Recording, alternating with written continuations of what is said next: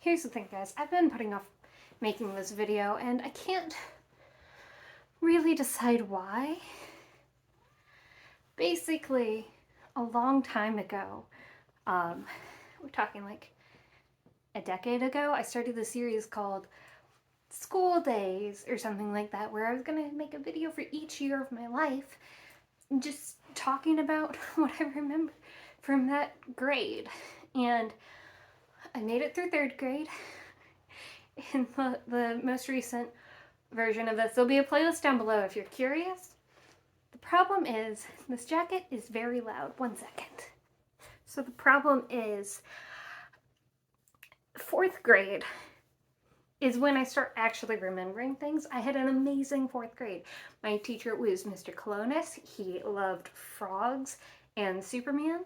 He was great. He also had started a stamp club for the school, so I collected stamps for a very little while. But the problem was, I didn't want to like research anything about the stamps or know like which ones were good or interesting. I just didn't want to have more than one of the same kind. So I had a couple of different stamp books that I put together, postage stamps. And it was a lot of fun, but yeah, I didn't want to have to put any effort into it. Not much has changed. He also had, man, if I talk about everything I remember from fourth grade, this could be a long video. So this video, I might do 2 parts for fourth grade. No, I'm gonna do 2 parts for fourth grade. Nobody's gonna care. But so this video will just be about the class, and then the next video will be about the stuff I did outside of school. Mostly this thing called Destination Imagination. Have you heard of it? I think I mentioned it in the third grade video. It's really cool. I don't know if it still exists, or like, because once we moved away from Connecticut, I never heard of it again. I don't know if that's because I aged out of it or what, or if just my new school system happened to not participate. But anyway, so fourth grade, Mr. Colonis.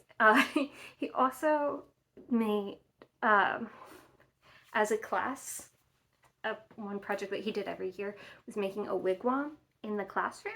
So basically, he had a frame made out of 2x4s on the ground, and then brought in really big, tall, skinny sticks from somewhere, and we had to put them in the frame and tie them up. And so wigwams were what Native American people, that's not what we call them anymore, indigenous people who were not migratory. Is that the right word? I'm so sorry, Mr. Clonis. Anyway, the indigenous people who did not like follow the herds of buffalo around the plains, the ones that were stationary, they had like a single like little town village they didn't move away from, would build these instead of what we typically think of the teepees. So we put the sticks in and we made like arches, and then we connected them with tree bark. How did he get all of these natural materials? Now that I'm thinking back on it, no idea. But yeah, so I lived in Connecticut at this point in time, and there were a few different indigenous tribes to that area. And I'm blanking on them. I'm sorry, Mr. Clonis. We also did a lot of book reports and everything, and that's when I decided Abraham Lincoln's my favorite president. Decided that in fourth grade. Hasn't changed. There have been other good ones that I've learned about since then. Plenty of good ones. Plenty that were, and some that I disagree with on many points. But Abraham Lincoln has remained top tier for me. At any moment now, my boyfriend's coming over, and so this is not a great time for me to be making this video. I don't care. So then also decided that I prefer Greek mythology over any of the other mythologies. That was also thanks to Mr. Colonus. Colonus sounds Greek, so I don't know if that uh, influenced anything. But he also did this really great thing where every day for lunch, we didn't have a cafeteria, so we all ate lunch in the classroom. And every day for lunch, a different kid would get to sit up and eat at his desk with him and talk to him and usually play a board game. I'm pretty sure he's the person that taught me the real rules for chess. I played chess with my family at home prior to that, and uh, it seemed like, made up a lot of rules along the way. Or that may have just been my older sister. Katie, if you're watching this. Katie's children, if you're watching this. But so it was really great. I, for 4th grade, would bring the same thing for lunch almost every day, which is not very healthy. And I think it was one of those things where I was a very picky eater, and so my mom just kind of said, she's eating calories. They're not the worst calories. But it was like bagel with jelly on it. And that was my main lunch. I'm sure there was also applesauce and like other side dishes in there. String cheese. Big fan of string cheese. Are we surprised? And we would also do these like minute to win it math quizzes where there's 100 addition problems on a piece of paper and you had to do it in under 5 minutes, and whoever did it the fastest won. I think he would normally do a boy winner and a girl winner, which, like, looking back, kind of problematic, especially like when we're talking about STEM things, but I could be misremembering. I do remember that the second best person, sometimes the first best, he and I were tied a lot. His name is Kevin Esposito. I'm gonna call him out. I had a big crush on him. Partially because of the math thing, partially because he was really like sporty, and that was kind of my thing. Also, the other person that I had a crush on had a girlfriend. I know, we were in 4th grade. What does that even mean? Nobody knows. But I am friends, I think, with him on Facebook. I'm not friends with Kevin Esposito. I tried to friend request him, and he did not accept. So I guess he doesn't remember me. I didn't go by Christiana back then. I went by a nickname, but I don't like that nickname, so I don't go by it now, and I don't share it. Although I don't think it would be terribly difficult to find on the internet. What else? About class specifically. Oh, this is when 9/11 happened. So on 9/11, I was in 4th grade. We had a substitute teacher that day, and kids kept getting pulled out of class, which we were in Connecticut. We were also close to some military establishments.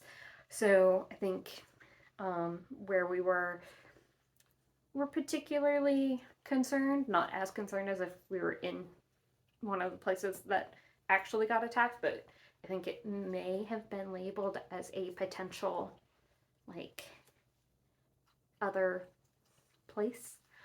I don't know. I was in 4th grade, so it was a long time ago.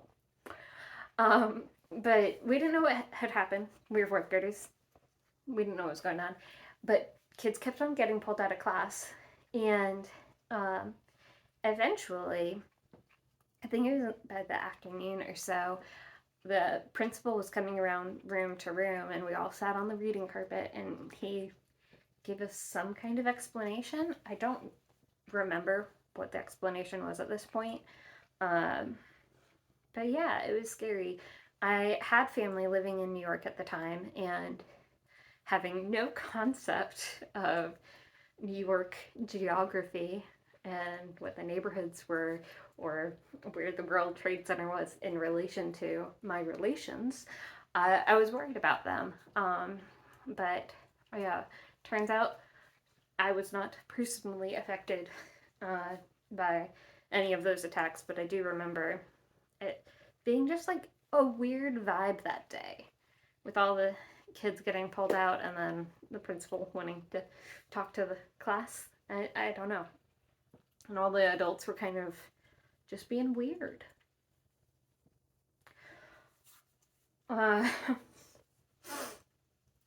It's difficult for me to talk about serious topics because I don't like talking about serious topics, and oftentimes my face does not emote properly.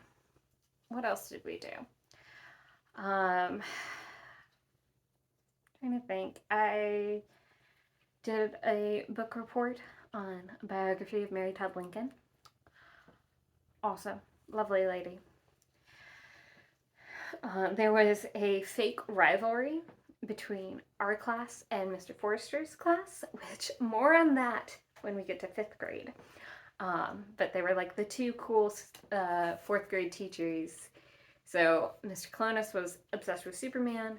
Mr. Forrester was obsessed with Batman. And so there's kind of like a playful back and forth between the classes. Because they were both great. They had excellent ideas and everything. I had a few friends in that class that were great. Oh my gosh, big shame on me for that year. There was a particular boy who got picked on a lot, and I remember there was one day that he ended up like getting sick in class, and he was afraid to come back because he was worried about the bullying that he would face. And I don't remember being ever like particularly cruel to him, but I do remember not sticking up for him. And I'm sure in some ways I contributed. I just don't remember the specifics. And I felt so bad. And what makes this story worse is at the end of the school year, my dad was in the Navy and he was going to be transferred. And so we were going to move. And I was like, cool, great. I don't have to deal with the fact that I was awful to this person. And then it turned out we weren't moving. And so I decided that, okay, I do need to go and apologize and make things right with this kid. And so I did. I hope that he accepted my apology. I don't know if he truly did or not, but I just remember I felt so bad, and then I felt worse after we found out that we weren't moving, that I was going to use moving as an excuse for not making things right. Like that was just kind of a terrible thing that I thought about doing. It kind of exemplifies it took me a really long time to learn empathy, and some people think that maybe I've got too much empathy now because I do take it kind of far sometimes. But I like to think I'm just making up for the first 16 years of my life where I was not a very kind person unless it was specifically pointed out to me, which was, not great. Let's see what else happened. I started, getting into the after school curriculars. I started doing Taekwondo that year, or the end of that year, I think it was. Because one of my best friends, Daniel, was doing Taekwondo, and I needed an after school athletic activity to get my parents off my back. But we'll talk more about that and Destination Imagination later on next video. If you want to see more of this kind of thing, let me know. Like the video, comment what was your favorite memory from 4th grade, or what was your favorite elementary school teacher. I had some good ones. 2nd grade was also very good. I mean, it's been a long time viewer. I don't like ranking. I don't like saying favorites. But Mr. Clown is if we're not including extracurricular teachers. Because Mrs. Z, who is the gifted teacher, was also a favorite. All right, I think I just heard my door downstairs open. So, good night, sweet dreams. Comment, subscribe, like.